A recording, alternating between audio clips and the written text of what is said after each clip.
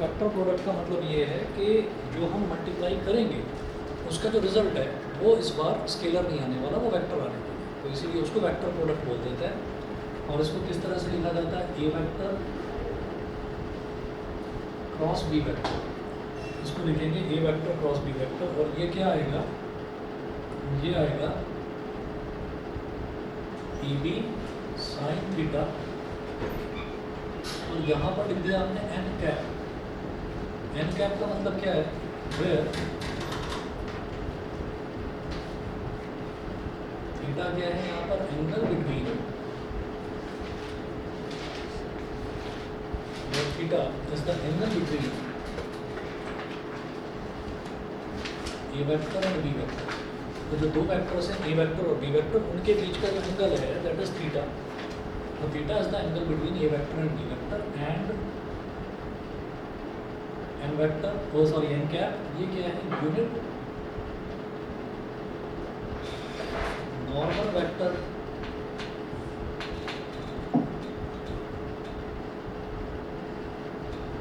To the area of the plane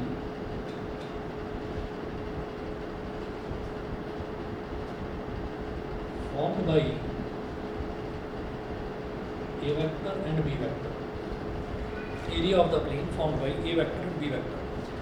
क्या होता है कि अगर हम a वेक्टर और b वेक्टर का जब मल्टीप्लिकेशन करते हैं, क्रॉस मल्टीप्लिकेशन वेक्टर प्रोडक्ट को हम क्रॉस प्रोडक्ट भी बोल देते हैं।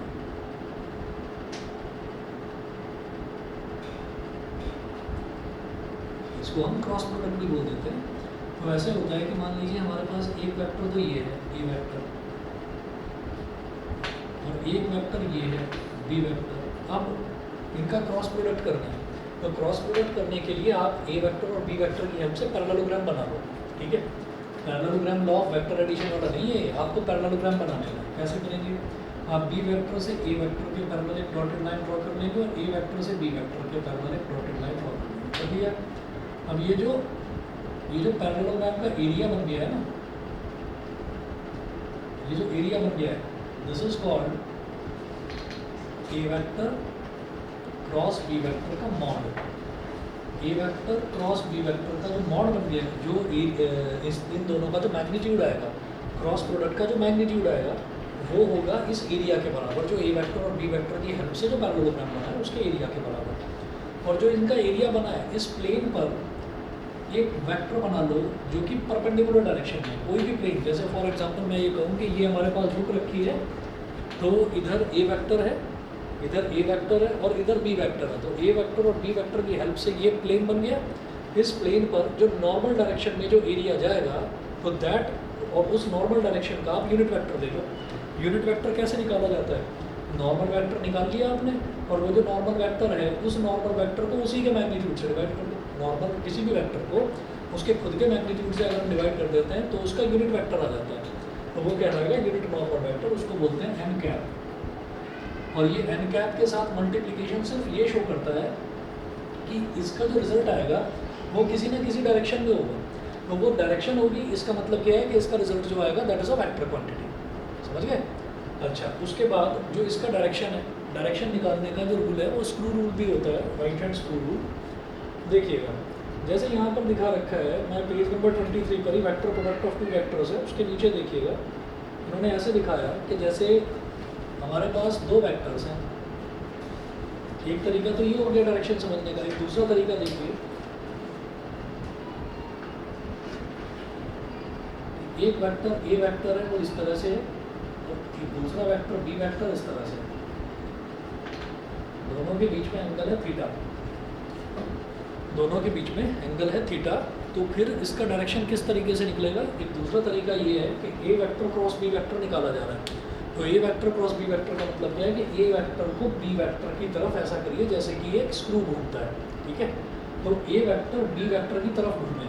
ठीक, मान लीजिए कि हमारे पास ये दो पेन हैं, ये दो पेन इस तरीके से रखे हुए हैं, ये ए वेक्टर है, ये बी वेक्टर है। तो आप इसको इसकी तरफ घुमाओ, तो जब इसको इसकी तरफ घुमाओगे तो ऐसे घूमेगा। तो ऐसे मानकर चलिए कि जैसे एक स्क्रू है, राइट हैंड से ही जनरली हम स्क्रू को टाइट या लूज करते हैं, तो राइट हैंड से अगर मैं स्क्रू को ऐसे ऐसे टाइट करूँगा तो स्क्रू कहाँ जाएगा, अंदर की तरफ जाएगा, और अगर उसको मैं एंटी क्लॉकवाइज घुमाऊंगा तो वो कहाँ आएगा, वो बाहर की तरफ आएगा। तो किसी भी स्क्रू को टाइट करने का तरीका क्या होता है कि उसको क्लॉकवाइज घुमाते हैं। तो A vector cross B vector, A vector cross B vector अगर है तो ए को बी की तरफ आप घुमाना शुरू करिए, तो वो स्क्रू कहाँ जाएगा, अंदर की तरफ।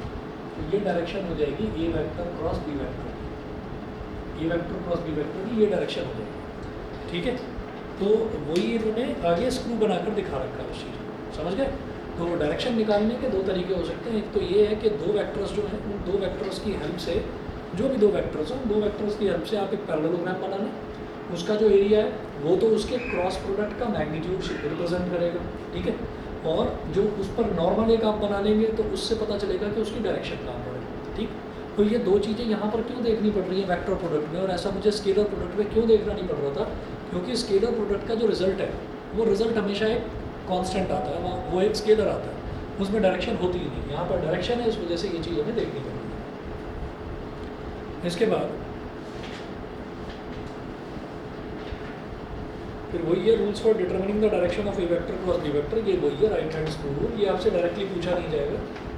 आप अगले पेज पर आए, पेज नंबर 24, इस पर दे रखा है इन्होंने राइट हैंड थंब रूल, ठीक है। ये राइट हैंड थंब रूल है। और फिर है geometrical interpretation of vector product of two vectors, इसकी भी कोई ज़रूरत नहीं है, इसको भी छोड़ो आप, ठीक।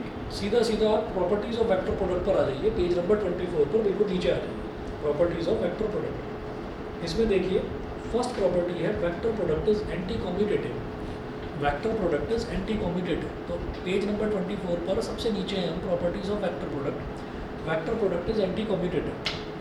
एंटी कम्यूटेटिव का मतलब क्या है कि A vector cross B vector को मैं B vector cross A vector के इक्वल नहीं लिख सकता। उसका रीज़न क्या है कि दोनों की डायरेक्शन अलग अलग होगी। कैसे, जब A vector cross B vector कह रहे हैं तो हम ए वेक्टर को बी वेक्टर की तरफ ऐसे घुमाएंगे जैसे कि एक स्क्रू टाइट होगा। अगर कोई बोले B vector cross A vector बताओ, तो B vector cross A vector में बी वेक्टर को ए वेक्टर की तरफ घुमाएंगे जैसे कि एक स्क्रू लूज हो रहा हो, समझ गए। तो जब स्क्रू लूज हो रहा है तो लूज होकर स्क्रू कहाँ खुलता हुआ आएगा, नीचे की तरफ, तो स्क्रू की डायरेक्शन क्या हो जाएगी, डाउनवर्ड्स, ठीक है। तो इसी तरीके से हमने ये कहा इधर ए वेक्टर है, इधर बी वेक्टर है, दोनों के बीच का एंगल थीटा है। अगर B vector cross A vector निकाल रहे हैं तो उसकी डायरेक्शन ऐसे होगी नीचे की तरफ। नीचे की तरफ क्यों होगी, क्योंकि अब आप बी वेक्टर को ए वेक्टर की तरफ आप इस तरीके से घुमा रहे हैं। तो जब उसको ऐसे ऐसे घुमाओगे जैसे कि स्क्रू लूज हो रहा हो, तो स्क्रू लूज होगा तो कोई भी स्क्रू को ऐसे समझ लीजिए कि इस पोजीशन पर स्क्रू ऐसे रखा हुआ है,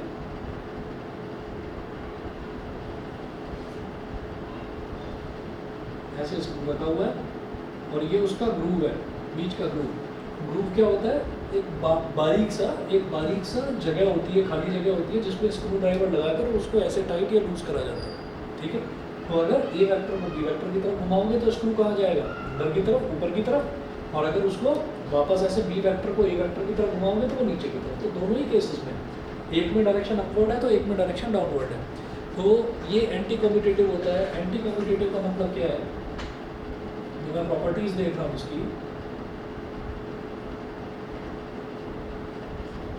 एंटी कम्यूटेटिव का मतलब होता है A vector cross B vector is equal to negative of B vector cross A vector. ये नेगेटिव साइन क्यों आ गया, ये नेगेटिव साइन इस वजह से आया क्योंकि डायरेक्शन रिवर्स हो गई। एक तरफ डायरेक्शन अपवर्ड है तो दूसरी तरफ डायरेक्शन डाउनवर्ड्स है। अपवर्ड को पॉजिटिव लेंगे तो डाउनवर्ड को नेगेटिव ही लेना पड़ेगा, ठीक है। चलिए जी, उसके बाद आप क्या करें, अब आप आ जाइए पेज नंबर 24 पर। सबसे नीचे थी एक property, vector product is anti commutative. अब पेज नंबर 25 पर आ जाइए। 25 पर देखिए वही लिखा हुआ है, A vector cross B vector is equal to minus B vector cross A vector. Second देखिए, vector product is distributive over addition. Vector product जो है वो डिस्ट्रीब्यूटिव होता है ओवर एडिशन। तो क्या है, A vector cross B vector plus C vector.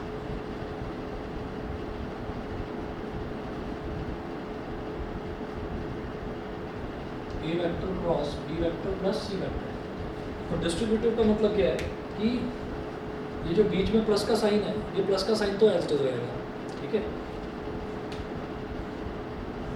एक बार ए वेक्टर का बी वेक्टर के साथ क्रॉस प्रोडक्ट हो जाएगा ऐसे, फिर ए वेक्टर का सी वेक्टर के साथ क्रॉस प्रोडक्ट हो जाएगा ऐसे, वेक्टर क्रॉस सी और बी प्लस का साइन। ठीक है, तो ये डिस्ट्रीब्यूटिव प्रॉपर्टी ये बिल्कुल वही है जैसे कि आपकी डॉट प्रोडक्ट में भी है। उसके बाद अगला देखिए आपका ये है पेज नंबर 25 पर property number 3, vector product of two parallel और anti parallel vectors is a null vector.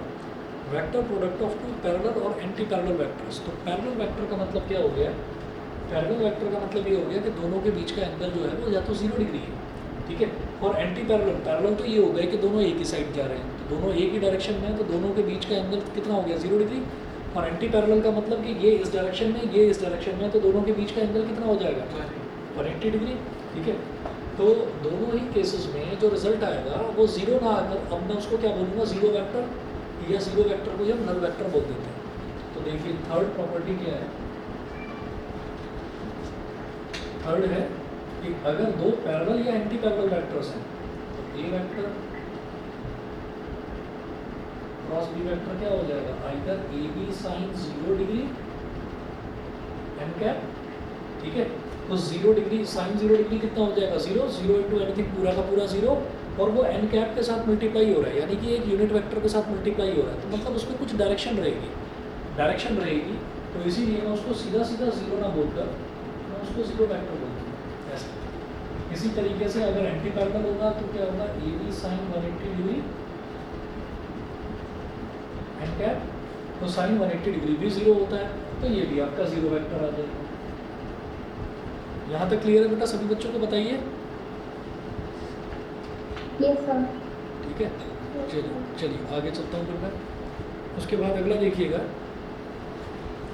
फिर है vector product of a vector with itself is a null vector. अगर वेक्टर प्रोडक्ट किसी भी वेक्टर का खुद ही के साथ कर दिया जाए तो उसका रिजल्ट क्या आएगा, वो भी नल वेक्टर आएगा। क्यों? क्योंकि अगर किसी भी वेक्टर का खुद के साथ ही क्रॉस प्रोडक्ट कर देंगे तो साइन थीटा, मतलब किसी वेक्टर का खुद के साथ ही अगर हम क्रॉस प्रोडक्ट कर रहे हैं तो हम ये देखेंगे कि दोनों के बीच में एंगल तो 0 है, और जब एंगल 0 है तो साइन 0 क्या होता है 0 होता है, तो वो टोटली उसको 0 बना देगा, 0 वेक्टर।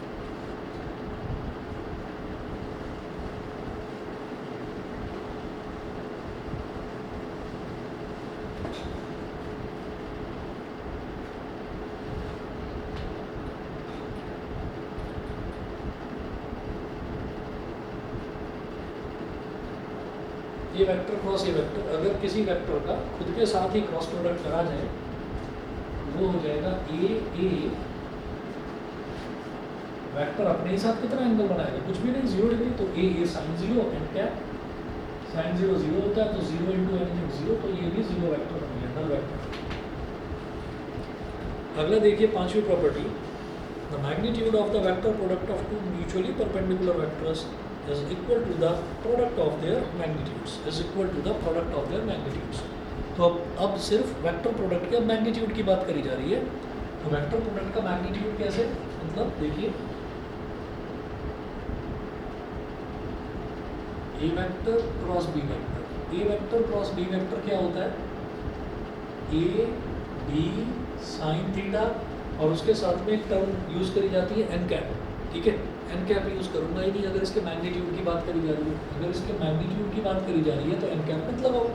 तो ए बी साइन थीटा क्या होगा, ए क्या है ए वेक्टर का मैग्नीट्यूड, बी क्या है बी वेक्टर का मैग्नीट्यूड, और साइन थीटा क्या है, ये भी एक कॉन्स्टेंट टर्म आएगी। ठीक है, तो एन कैप मत लगाओ, बस मैग्नीट्यूड का मतलब ये हो गया। तो अब वो बोल रहे हैं कि the magnitude of the vector product of two mutually perpendicular vectors, अगर ए वेक्टर और B vector mutually perpendicular vectors है, मतलब दोनों का बीच में एंगल 90 डिग्री बन रहा है, तो that will be equal to product of their magnitudes. मतलब ए बी साइन 90, और भाई साइन 90 कितना होता है 1, सीधा सीधा ए बी के इक्वल हो गया। ठीक है, स्केलर प्रोडक्ट में कब होता था, स्केलर प्रोडक्ट में तब होता था जब दोनों के दोनों एक ही डायरेक्शन में होते थे वेक्टर। ठीक है, यानी कि जब cos 0 वहाँ पर cos 0 1 होता है, यहाँ पर साइन 90 1 होता है। ठीक है, उसके बाद सिक्स्थ आप देखिएगा, सिक्स्थ है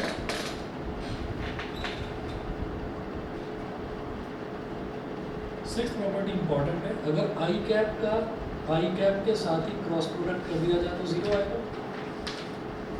बताइए जीरो क्यों आएगा? क्योंकि आई कैप क्या है? Unit vector in the direction of x axis. तो दोनों सेम ही वेक्टर्स हैं। सेम वेक्टर्स का जब मैं क्रॉस प्रोडक्ट करता हूँ तो रिजल्ट क्या आता है? जीरो वेक्टर, है ना। बार बार वेक्टर नहीं लिख रहे हैं, बस जे कैप क्रॉस जे कैप, ये भी कितना आएगा? जीरो। ऐसे के कैप क्रॉस के कैप, ये भी कितना आएगा? जीरो। ठीक है। इसके अलावा एक चीज़ और नोट करें, आई कैप क्रॉस जे कैप, ये कितना हो जाएगा? के कैप के ऊपर एक रूल होता है, ऐसे लिख लेते हैं उसको, आई कैप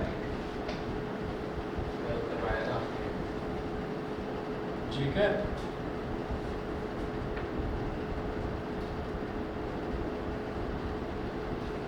के कैप, ये हो गया आई कैप जे कैप और के कैप। तो अगर आई कैप और जे कैप का क्रॉस करेंगे तो के कैप आ जाएगा, के कैप आ गया। जे कैप और के कैप का क्रॉस करेंगे तो आई कैप आ जाएगा, और के कैप क्रॉस आई कैप, इन दोनों का क्रॉस करेंगे तो जे कैप आ जाएगा। मतलब सीक्वेंस टूटना नहीं चाहिए। और अगर इनमें से किसी भी सीक्वेंस को मैं पलटता हूँ तो रिजल्ट नेगेटिव हो जाएगा, क्योंकि वेक्टर प्रोडक्ट एंटी कम्यूटेटिव होता है। कैसे? अगर आई कैप क्रॉस जे कैप है, अगर मान लीजिए मैं इसका सीक्वेंस पलट लूँ, मैं इसको कर दूँ जे कैप क्रॉस आई कैप, तो ये क्या हो जाएगा? माइनस के कैप। ऐसे अगर इसको पलट दें, के कैप क्रॉस जे कैप, तो ये माइनस आई कैप। अगर इसको पलट दें, आई कैप क्रॉस के कैप, तो ये हो जाएगा माइनस जे कैप। इस तरीके से होता है। ठीक है। यहाँ पर कोई नई चीज़ नहीं, यहाँ पर तो हमने वही वाला रूल यूज़ करा है कि vector product is anti commutative, पहला वाला। ठीक है। उसके बाद सेवंथ देखिए, the vector product of two vectors can be expressed in terms of their rectangular components as a determinant. तो वेक्टर प्रोडक्ट को एक डिटर्मिनेंट के तौर पर भी रखा जा सकता है। अब डिटर्मिनेंट कैसे सॉल्व करते हैं, ये शायद मैंने लास्ट एक बार बताया भी था, लेकिन फिर बताऊंगा। आज के क्वेश्चंस भी करेंगे इसके, तो और क्लियर हो जाएगा।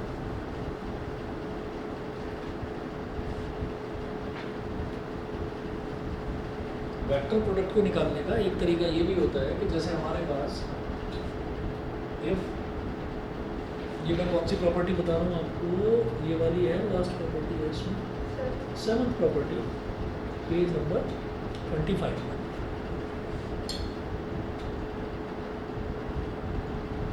if A vector is equal to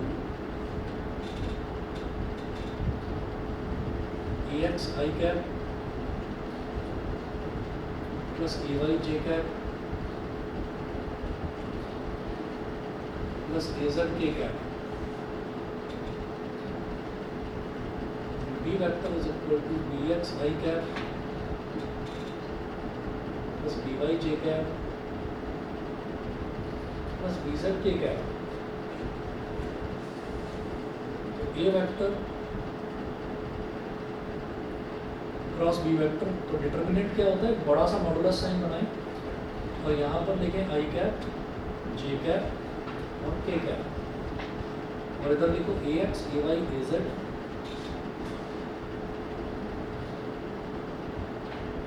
इधर लिखो नीचे तीसरी रो में B X B Y B Z.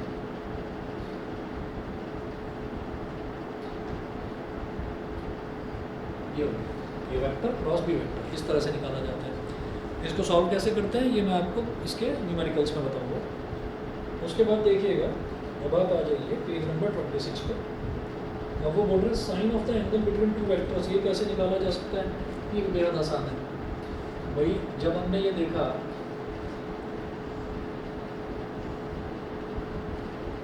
इधर इस वाली प्रॉपर्टी में कि magnitude of A vector cross B vector,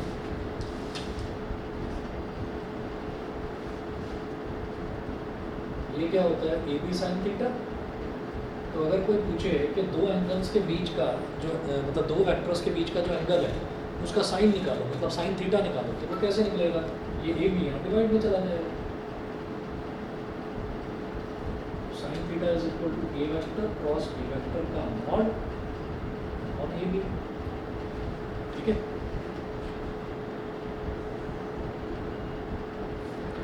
उसके बाद ये पूछ रहे unit vector perpendicular to the plane of two vectors.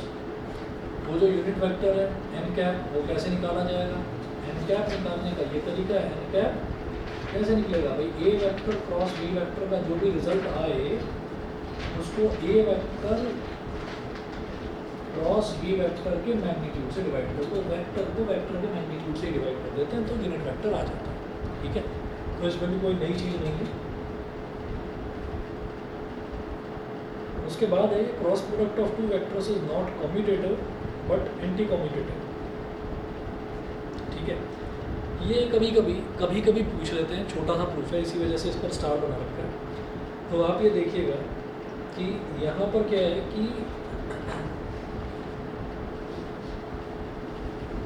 इसमें बस आपको एक रूल यूज़ करना है, ये बता रहा हूँ मैं इधर, इसका डेरिवेशन बेहद आसान सा ही है।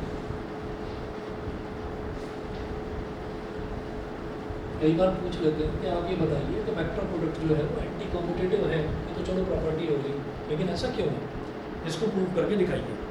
तो प्रूव करके इसको ऐसे दिखाया जाता है, जैसे आप देखिएगा यहीं पर अगला जो टॉपिक है, ये प्रॉपर्टी नंबर 9 तक यहाँ पर खत्म हो गया, पेज नंबर 26 पर है। उसके बाद अगला टॉपिक है cross product of two vectors is not commutative but anti commutative. तो ये कैसे बनाया जाएगा, देखिए एक ए वेक्टर तो यहाँ पर ले लिया ऐसे ए वेक्टर, और इधर ले लिया बी वेक्टर, ए वेक्टर हो गया और बी वेक्टर हो गया। उसके बाद हम दोनों का क्रॉस प्रोडक्ट निकालना चाहते हैं, तो क्रॉस प्रोडक्ट निकालना चाहेंगे तो ए वेक्टर से बी वेक्टर की तरफ एंगल कितना हो गया, थीटा। ठीक है, तो इसको एंटी क्लॉकवाइज डायरेक्शन में हम एंगल मेजर करेंगे क्योंकि मुझे A vector cross B vector निकालना है।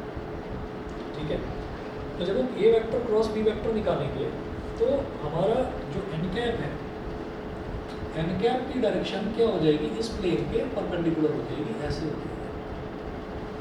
चाहे तो यहाँ पर दिखा दीजिए आप ऐसे एन कैप, ठीक है, और चाहे तो आप इसको प्लेन के बीच में से दिखा दो, कहीं से भी दिखा दो, प्लेन के बीच में से दिखाओ, इधर से दिखाओ, कहीं पर भी, मतलब 90 डिग्री ऊपर की तरफ होनी चाहिए।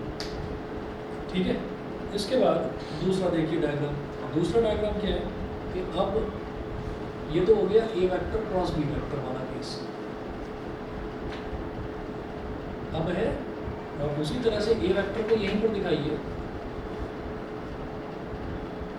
और बी वेक्टर को यहाँ पर दिखा दीजिए। अब क्या है, अब आप बी वेक्टर से ए वेक्टर, आपको B vector cross A vector करना है तो आप बी वेक्टर से ए वेक्टर की तरफ घूमेंगे। ठीक है, तो इसका मतलब एंगल अब आप इस तरह से मेजर कर रहे हैं, ये थीटा हो गया। अब आपने इसका ऐसे प्लेन बना दिया। ठीक है, तो ये आपका अगर B vector cross A vector है तो B vector cross A vector की डायरेक्शन फिर कहाँ पर होगी, नीचे की तरफ होगी, क्योंकि आप बी वेक्टर से ए वेक्टर की तरफ घूम रहे हैं। आप वही स्क्रू रूल याद रखिए, स्क्रू रूल में क्या है कि ए वेक्टर से आप बी वेक्टर की तरफ जा रहे हैं, ए वेक्टर से बी वेक्टर, तो ए वेक्टर ये है, बी वेक्टर ये है। तो जब आप ए वेक्टर से बी वेक्टर की तरफ जाएंगे, एक्चुअली क्या है कि ये जो है ना, हमें बनाना है राइट हैंड स्क्रू बनाना है। तो राइट हैंड स्क्रू जो है, जब मैं ए वेक्टर क्रॉस बी वेक्टर की बात करूँगा तो A vector cross B vector को समझने के लिए हमें बस ये समझना है कि यहाँ पर क्या स्क्रू रूल लग सकता है। तो स्क्रू रूल लगाने के लिए हमको दोनों वेक्टर इस तरीके से बनाने ज़रूरी है, ऐसे, और वैसे तो बन नहीं रहे। तो आपको ये देखना है कि भाई उसकी डायरेक्शन कैसे बनेगी। आप ए वेक्टर और बी वेक्टर का पैरेललोग्राम बना लो और पैरेललोग्राम पर जो परपेंडिकुलर डायरेक्शन है वही आपकी वेक्टर की डायरेक्शन है। ऐसे ही आप B vector cross A vector बनाओगे तो अब आप B vector cross A vector B से ए की तरफ जा रहे हैं, तो जब बी से ए की तरफ जाओगे तो इस पर परपेंडिकुलर नीचे की तरफ वाला बनाओगे। बस ये है सब, क्लियर है। ठीक है सर, तो हाँ जी, ये कह सकते हैं कि अगर वो एंटी क्लॉकवाइज है तो फिर वो अपवर्ड होगा, अगर बस एंटी क्लॉकवाइज है तो अपवर्ड, सीधी बात है। एंटी क्लॉकवाइज है मतलब हम ए वेक्टर से बी वेक्टर की तरफ जा रहे हैं, और क्लॉकवाइज है जब हम बी वेक्टर से ए वेक्टर की तरफ जा रहे हैं। तो क्लॉकवाइज है नीचे की तरफ बना दीजिए, ये हमारा कैप हो गया। सर फिर ये हर केस में एप्लीकेबल, हर केस में एप्लीकेबल है, हर केस में एप्लीकेबल है।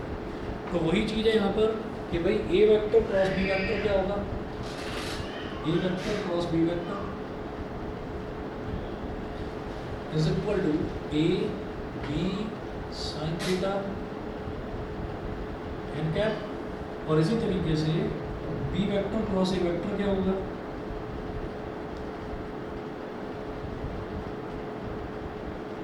ये हो जाएगा A B sine minus theta. अगर हम एंटी क्लॉकवाइज वाले एंगल को पॉजिटिव ले रहे हैं तो क्लॉकवाइज वाले एंगल को नेगेटिव लेना पड़ेगा। तो A B sine minus theta N cap, और साइन माइनस थीटा क्या होता है, माइनस साइन थीटा।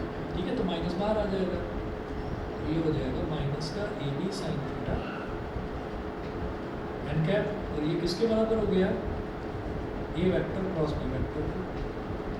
ए B sine theta N cap किसके बराबर है, A vector cross B vector, minus sine बाहर है। तो बस इतना से करके ये दो डायग्राम बनाकर और इतना से करके दिखा दीजिए, बस इतना है इसमें। समझ गए भाई, क्लियर है पीछे। चलिए जी, इसके बाद vector product in terms of rectangular components. तो रेक्टेंगुलर कंपोनेंट्स की टर्म्स में इसको एक्सपैंड करके दिखाया है पेज नंबर 27। तो पेज नंबर 27 पूरी तरीके से छोड़ दीजिए, उसको करने की ज़रूरत नहीं है।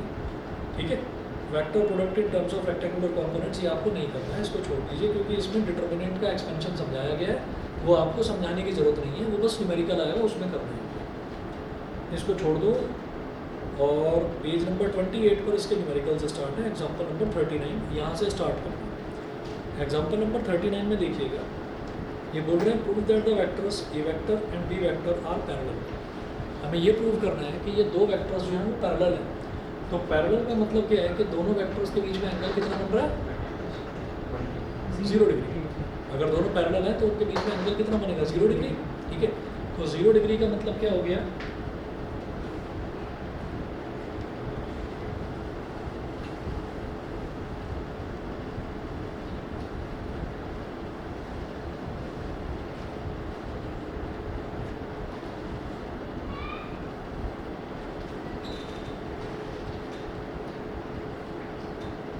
एग्जाम्पल 39 पेज नंबर 28 पर है।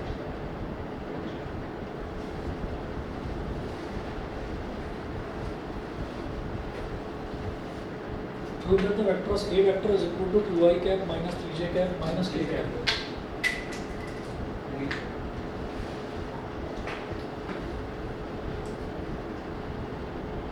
To I cap minus 3j cap minus k cap, और दूसरा है minus 6i cap plus 9j cap minus 6i cap plus 9j cap plus 3k cap. इन दोनों वेक्टर्स को पैरेलल प्रूव करना है। तो पैरेलल प्रूव करने के लिए क्या करना होगा कि दोनों के बीच का एंगल 0 डिग्री आ जाए। ठीक है, तो हम ये कहेंगे A vector cross B vector, इसका मैग्नीट्यूड इज इक्वल टू क्या होगा, ए बी साइन थीटा। ठीक है, A vector cross B vector का magnitude is equal to A B sine theta होगा। तो भाई मुझे क्या करना होगा, मुझे A vector cross B vector निकालना होगा यहाँ। ठीक है, फिर उसका मैग्नीट्यूड निकालूंगा। ठीक, यहाँ पर जैसे ही मॉड लगाएंगे, मॉड लगाते फिर यहाँ पर एन कैप लगाने की ज़रूरत नहीं है। तो आप क्या करिए, पहले ए वेक्टर क्रॉस बी वेक्टर निकालो, ए वेक्टर, और इसको बोल दीजिए इक्वेशन नंबर 1। ए वेक्टर क्रॉस बी वेक्टर ये कैसे निकालेंगे, देखिए आई कैप जे कैप और के कैप ऐसे लिख दिया। अब ए वेक्टर के जो आई जे और के कोफिशिएंट्स हैं वो लिखेंगे, तो 2 -3 और -1, 2 -3 और -1 ये हो गया। और ऐसे बी वेक्टर के क्या है कोफिशिएंट्स, -6 प्लस का 9 प्लस का 3, ये हो गया। इतना करने के बाद में फिर आपको क्या करना होगा कि आप यहाँ पर ये ध्यान रखेंगे कि भाई इसका साइन होता है प्लस, इसका होता है माइनस और इसका होता है प्लस। ये चीज़ बस आपको याद रखनी है। डिटेल कहाँ से आई, क्यों आई, वो माइनर्स होते हैं, कोफैक्टर्स होते हैं, मैट्रिक्स से डिटर्मिनेंट बनता है, उसकी ज़रूरत नहीं है आपको करने की। ठीक है, इसीलिए इससे पिछले वाला टॉपिक मैंने छुड़वा दिया कि उसको आप छोड़ दीजिएगा। तो देखिएगा यहाँ जब इसको एक्सपैंड करेंगे तो इसको एक्सपैंड करने का तरीका होता है प्लस आई कैप, फिर एक कर्ली ब्रैकेट लगा देना। अब फिर क्या करना है कि ये इसको बोलते हैं, जो वर्टिकल ग्रुपिंग्स होती हैं इनको बोलते हैं कॉलम, और जो हॉरिजॉन्टल ग्रुपिंग्स हैं इनको बोलते हैं रोज। तो आई कैप जिस कॉलम में उस कॉलम को छोड़ दो और जिस रो में है उस रो को छोड़ दो। तो ये वाली रो छोड़ दी और ये वाला कॉलम छोड़ दिया, तो मेरे पास ये रो छोड़ दी, ये कॉलम छोड़ दिया, क्या बचा? -3 -1 9 और 3, तो -3 × 3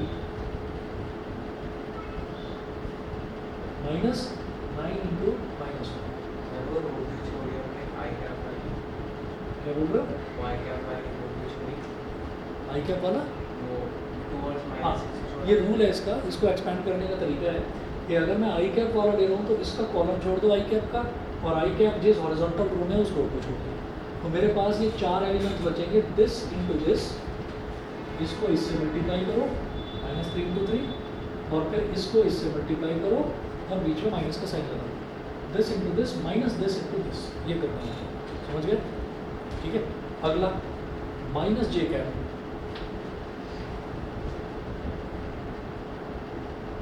-j कैप, -j कैप करके फिर क्या करिए कि इसकी रो छोड़ दीजिए j कैप इस पहली वाली रो में, और ये वाला कॉलम छोड़ दो। तो ये करने के बाद में फिर आपके पास क्या बचेगा? 2 × 3 और 6 × -1, 2 × 3 -6 × -1, ये हो गई। फिर अगला आएगा प्लस का k कैप,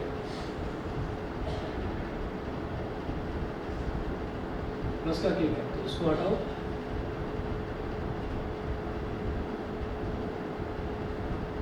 तो k कैप वाला कॉलम छोड़ दो, k कैप वाली रो छोड़ दो, तो 2 × 9 -6 × -3।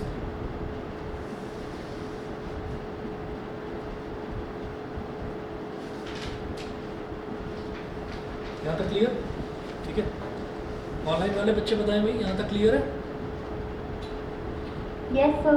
अक्षत, न्यासा, दक्षिता, क्लियर है? Yes sir. ठीक है। अब देखिएगा, ये हो जाएगा आई कैप और ब्रैकेट में -3 × -3 कितना हो गया? -9, 9 × -1 इज -9, -9 और -9 और माइनस क्या हो गया? +9। ठीक है। अच्छा, -j कैप, ये क्या हो गया? 2 × 3 6, -6 × -1 प्लस का 6 प्लस 6 × माइनस प्लस का 6 -6 आ गया, और प्लस का k कैप 2 9 18, -6 × -3 -18, तो +18 और बाहर माइनस साइन तो -18। तो ये तो सारे कट गए, तो इसका मतलब 0 आई कैप और प्लस 0 j कैप या -0 j कैप, तो कोई दिक्कत नहीं, और प्लस 0 k कैप, इसका मतलब तो 0 वेक्टर के बराबर आ गया। तो a vector cross b vector हमारा 0 वेक्टर के बराबर आ गया, तो उसका मैग्नीट्यूड कितना होगा?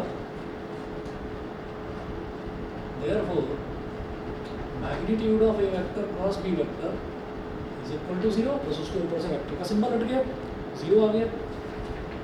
तो AB sin थीटा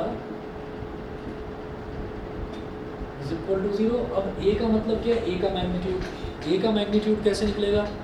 2 का स्क्वायर प्लस -3 का स्क्वायर प्लस -1 का स्क्वायर, आई वाले के कोफिशिएंट का स्क्वायर, जे वाले के कोफिशिएंट का स्क्वायर और के वाले के कोफिशिएंट का स्क्वायर करो, ऐड करो, उनका अंडर रूट निकालो। क्या वो निकालने की ज़रूरत है? कोई ज़रूरत नहीं है, क्योंकि ए और बी दोनों मल्टीप्लाई होकर अल्टीमेटली 0 को डिवाइड करेंगे। जब 0 को डिवाइड करेंगे तो वैसे ही 0 बन जाएंगे। तो आप क्या करिए, sine theta is equal to 0/AB, तो 0 साइन थीटा 0 कब होता है? when theta is equal to 0 degree. ठीक है। So A vector and B vector are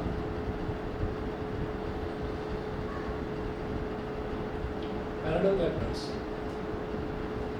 तो डिटर्मिनेंट को सॉल्व करना थोड़ा सा लंबा पड़ता है।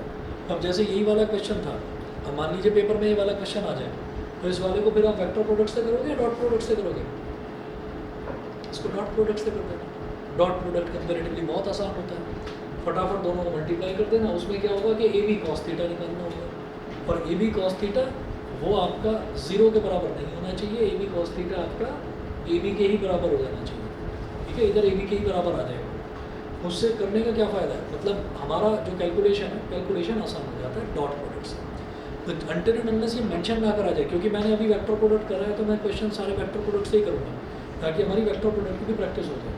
तो जब मेंशन करा जाएगा तब वेक्टर से करना, अगर मेंशन ना करा जाए तो स्केलर प्रोडक्ट से कर देना, आसान होता है। ठीक है,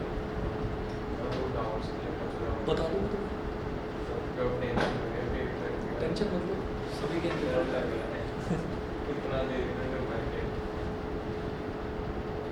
चलिए उसके बाद एग्जाम्पल नंबर 40 देखिए।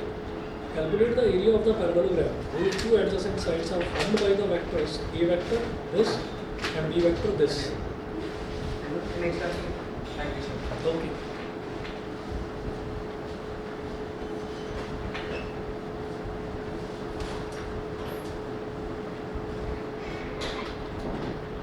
एग्जाम्पल 40 देखिए।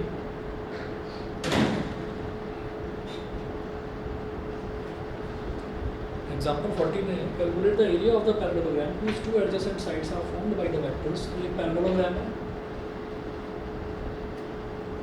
उसकी एक एडजेसेंट साइड है ए वेक्टर और दूसरी एडजेसेंट साइड मतलब बराबर बराबर वाली साइड्स वो है B vector.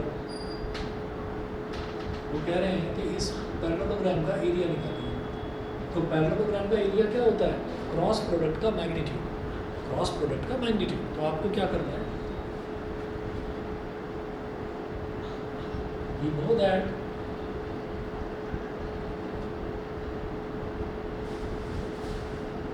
area of a parallelogram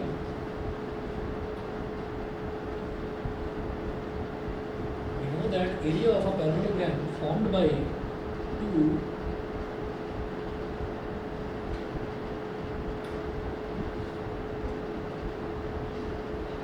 that area of a parallelogram formed by two adjacent vectors is two adjacent vectors a vector and b vector is equal to magnitude of a vector cross b vector, इसके बराबर होता है। ठीक है, सो ये vector कितना दे रखा है यहाँ पर क्वेश्चन में देखिए 3i cap plus 4j cap. तो k वाला तो टर्म नहीं है, 3i cap plus 4j cap, k वाला टर्म नहीं है तो उसको लिख दो 0 k। अच्छा, और b वेक्टर क्या दे रखा है, minus 3i cap plus 7j cap.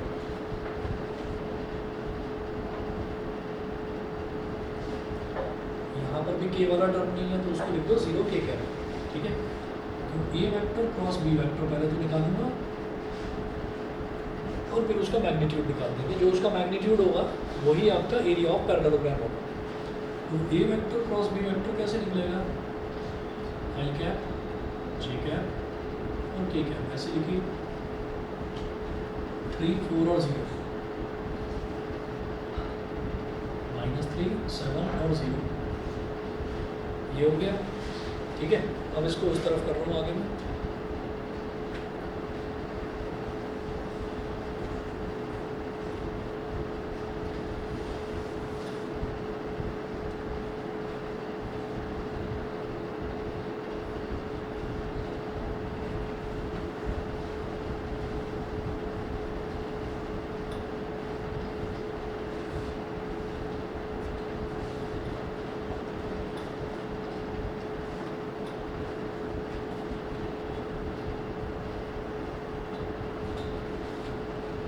ठीक है, तो ये जो आई कैप है ये क्या होता है, मतलब प्लस साइन, जे कैप इसका माइनस साइन और के कैप का अगेन प्लस साइन। तो प्लस का आई कैप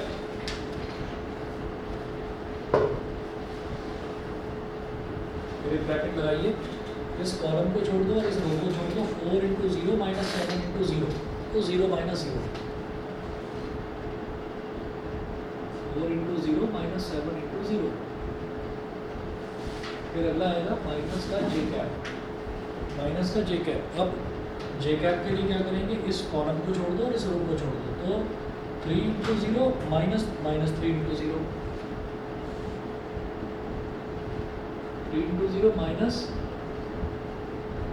3 इंटू 0। फिर अगला टर्म आएगा प्लस का के कैप, के कैप में क्या करिए, के कैप वाली रो को छोड़ दो और के कैप वाले कॉलम को छोड़ दो। 3 into 7 minus 3 into 4, 3 into 7 minus 3 into 4। तो ये हो गया आई कैप, और आई कैप के साथ 4 इंटू 0 0 0 0 तो 0 ही हो गया, माइनस जे कैप 0 माइनस 0 ये भी 0 ही हो गया, प्लस के कैप 3 7 31 और 21 प्लस 12 कितना हो गया 33। तो ये हमारे पास हो गया 0 आई कैप माइनस 0 जे कैप प्लस 33 के कैप। ये हमारे पास ए वेक्टर क्रॉस बी वेक्टर आ गया। Therefore area of parallelogram, therefore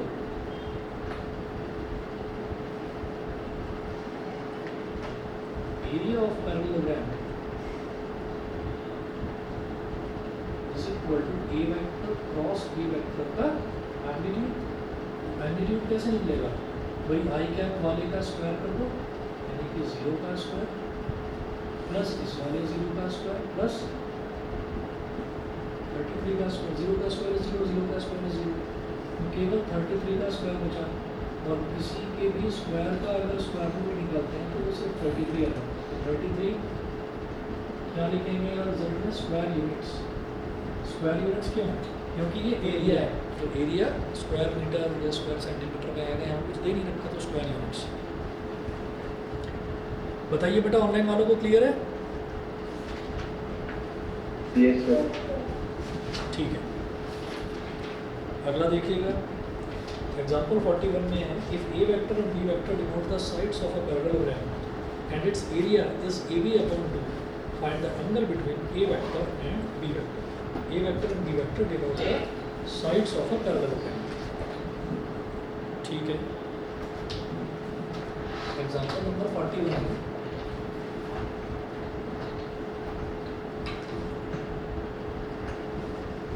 ऐसी दे रखा है कि A vector B vector denotes the sides of a parallelogram, और उस पैरेललोग्राम का जो एरिया है, जो एरिया है ये कितना दे रखा है, AB अपॉन 2 दे रखा है इसका एरिया। वो कह रहे हैं find the angle between A vector and B vector. यहाँ लिखिएगा given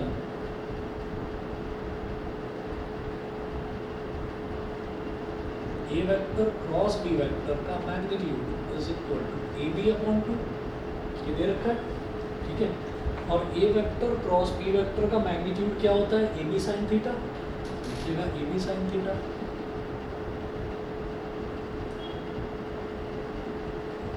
is equal to A B upon 2। तो ए बी से ए बी कैंसिल आउट हो गया, तो sine theta is equal to 1/2। Sine theta के टेबल में 1/2 कहाँ आता है, 30 डिग्री पर, तो sine theta is equal to sine 30 degree. तो इस तरह से थीटा की वैल्यू कितनी आ गई, 30 डिग्री, ठीक है। ये तो समझ में आ गया होगा सीधा सीधा। एग्जाम्पल नंबर 41 रहे। फिर अगला देखिएगा, अगला है एग्जाम्पल नंबर 42। 42 में बोल रहे हैं determine a unit vector perpendicular to both A vector and B vector. तो हमें एक यूनिट वेक्टर निकालना है जो कि ए वेक्टर और बी वेक्टर दोनों के परपेंडिकुलर हो। तो जब ए वेक्टर और बी वेक्टर का क्रॉस प्रोडक्ट करते हैं तो ये जो एन कैप आता है ना, ये जो एन कैप आता है ये वही यूनिट वेक्टर है जो ए वेक्टर और बी वेक्टर दोनों के परपेंडिकुलर है। ये दोनों पर नॉर्मल है, क्योंकि ए और बी की हेल्प से जो एरिया बन रहा है उस एरिया के नॉर्मल है, तो ए और बी के तो नॉर्मल होगा ही होगा, ठीक है। तो हमें क्या करना है, हमें ए वेक्टर क्रॉस बी वेक्टर निकालना है और फिर ए वेक्टर क्रॉस बी वेक्टर का यूनिट वेक्टर निकाल देना। ए वेक्टर क्रॉस बी वेक्टर कुछ तो वैल्यू आएगी, जैसे देखो ए वेक्टर क्रॉस बी वेक्टर की वैल्यू आई थी 0 आई कैप माइनस 0 जे कैप प्लस 33 के। तो इस वेक्टर को इसी के मैग्नीट्यूड से डिवाइड कर देना, वेक्टर को उसी के मैग्नीट्यूड से डिवाइड कर देते हैं तो यूनिट वेक्टर आ जाता है, वही काम करना। देखिए एग्जाम्पल नंबर 42 में है A vector 2i cap plus J cap plus के कैप।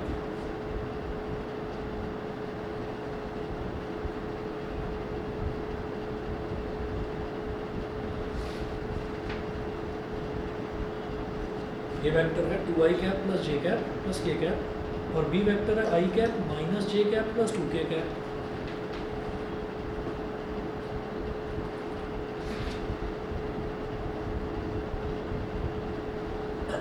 आई कैप माइनस जे कैप प्लस 2k कैप। ठीक है, तो यूनिट वेक्टर निकालना है जो इन दोनों वेक्टर्स के परपेंडिकुलर हो। तो याद रखिए जब भी दोनों वेक्टर्स के परपेंडिकुलर कोई यूनिट वेक्टर पूछा जाए तो आपको दोनों वेक्टर का क्रॉस प्रोडक्ट निकालना ही पड़ेगा। तो क्या करेंगे, क्रॉस प्रोडक्ट निकाल दीजिए इसका।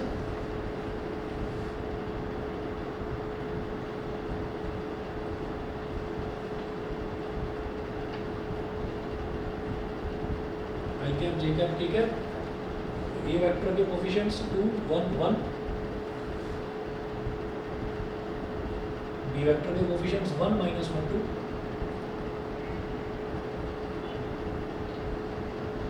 प्लस माइनस ये प्लस। ठीक है, कैसे करेंगे,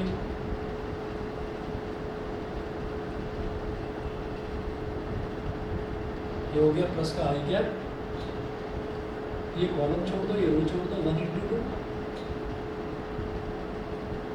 -1 × -1 -1 × 1, this into this minus this into this, फिर माइनस जे कैप, ये कॉलम छोड़ दो ये रो छोड़ दो तो 2 × 2, ये कॉलम छोड़ दो ये रो छोड़ दो 2 × 2 -1 × 1 × 2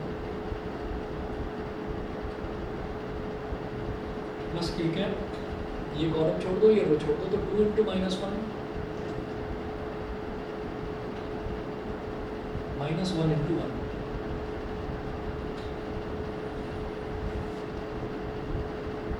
आई कैप 1 × 2 कितना हो गया 2, -1 × 1 कितना हो गया -1 -1 × -1 प्लस 2 प्लस 2 माइनस जे कैप 2 2 सा 4 और -1 प्लस के कैप 2 × -1 इज -2 और ये -1, 3i cap 4 - 1 is 3 with a minus sign, तो -3j कैप, -2 - 1 is -3 तो -3k कैप। ये a vector cross b vector हो गया। अब क्या करना है, n कैप निकालना है। तो वो n कैप कैसे निकलेगा, n cap is equal to a vector cross b vector, a vector cross b vector को a vector cross b vector के मैग्नीट्यूड से डिवाइड कर देंगे बस। अब डिवाइड कैसे करेंगे भाई, A vector cross B vector तो ये आ गया, ये जो लिखा हुआ है 3i cap -3j cap -3k cap. और जब इसका मैग्नीट्यूड निकालेंगे, इसी वेक्टर का मैग्नीट्यूड क्या होगा, 3 का स्क्वायर प्लस -3 का स्क्वायर प्लस अगेन -3 का स्क्वायर। न्यूमरेटर भी मुझे दिखाई दे रहा है कि 3 कॉमन आ रहा है, ले लो common, I cap -j cap -k cap. Denominator में 3 का स्क्वायर 9, -3 का स्क्वायर भी 9, -3 का स्क्वायर भी 9, 9 + 9 + 9,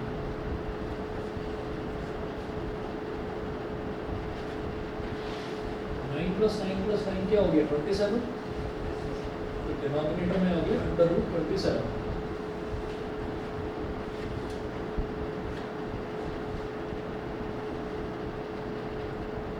3 × i cap -j cap -k cap और अपॉन √27। तो 3i cap -j cap -k cap और √27 को क्या बोलेंगे, √9 × 3। और 9 जब स्क्वायर रूट के बाहर आ जाएगा तो वो 3 बन जाएगा।